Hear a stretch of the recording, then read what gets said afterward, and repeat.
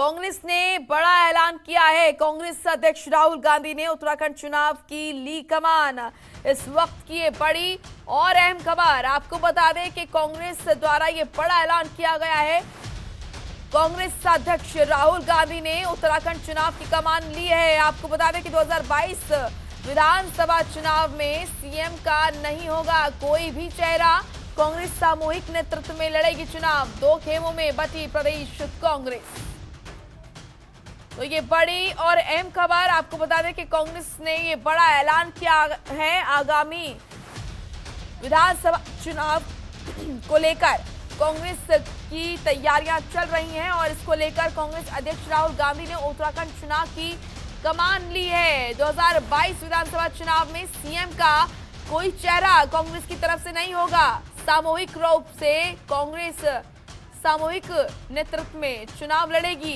दो खेमों में प्रदेश में कांग्रेस बटी है। तो ये बड़ी और अहम खबर। आगामी विधानसभा चुनाव को लेकर तमाम पार्टियां अपनी अपनी तैयारियों में जुट चुकी हैं, चाहे भारतीय जनता पार्टी हो, आम आदमी पार्टी हो या फिर कांग्रेस। इस बीच ये बड़ी और अहम जानकारी उत्तराखंड की कमान आगामी विधानसभा चुनाव को लेकर राहुल गांधी लेंगे। ब्यूरो चीफ सुरेंद्र ढाका हमारे साथ लगातार जुड़े हुए हैं। सुरेंद्र, ये बड़ा ऐलान उत्तराखंड को लेकर कांग्रेस की तरफ से आया है कि राहुल गांधी जो है वो उत्तराखंड की कमान संभालेंगे आगामी चुनाव को लेकर। जी बिल्कुल, देखिए सूत्रों के हवाले से अभी ऐसी खबर दिल्ली से आ रही है और सबसे बड़ी बात यह है कि जब से नेता प्रतिपक्ष इंदिरा हृदयेश का इंतकाल हुआ है उसके बाद जो प्रदेश नेता प्रतिपक्ष का पद है वो खाली चल रहा है। उसी को लेकर हरीश रावत खेमा जो पूर्व मुख्यमंत्री हैं और वर्तमान प्रदेश अध्यक्ष प्रीतम सिंह हैं, तो इन दोनों में खींचतान चल रही है और दो गुटों में पार्टी फिलहाल बटी है। और जो हरीश रावत खेमा है वो चाहता है कि प्रदेश अध्यक्ष पद पर उनका कोई उम्मीदवार आ जाए और जो प्रदेश अध्यक्ष है प्रीतम सिंह उनको नेता प्रतिपक्ष बना दिया जाए। वरिष्ठ नेता है प्रीतम सिंह और हरीश रावत, दोनों में एक टकराव चल रहा है पार्टी में अंदर खाने। तो उसी के चलते ही कई बार दिल्ली में डेरा डाल चुके हैं कि नेता प्रतिपक्ष कौन होगा, प्रदेश अध्यक्ष कौन होगा, इस बात को लेकर।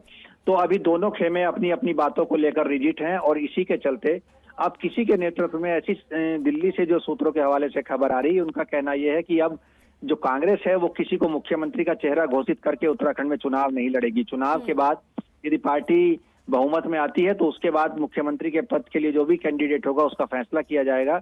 इसी को लेकर आज फिर जो कांग्रेस के वरिष्ठ नेता हैं उन्होंने आज फिर दिल्ली में डेरा डाल दिया है और अब से कुछ देर बाद उनकी हो सकता है राहुल गांधी से मुलाकात हो जाए और उसके बाद ही कुछ तय हो पाएगा। लेकिन एक बात साफ नजर आ रही है, जिस तरह पार्टी दो खेमों में बटी है उसके बाद ये जरूर लगता है कि किसी को भी पार्टी चुनाव की कमान देने नहीं जा रही है। लेकिन एक बात जरूर है कि नेता जो अध्यक्ष हैं प्रीतम सिंह वो एक बात साफ कर चुके हैं कि जो चुनाव होगा वो सामूहिक नेतृत्व में लड़ा जाए, किसी को भी उसका उम्मीदवार न बनाया जाए। चुनाव की कैंपेन किसी के हाथ में, एक सिंगल पर्सन के हाथ में न दी जाए।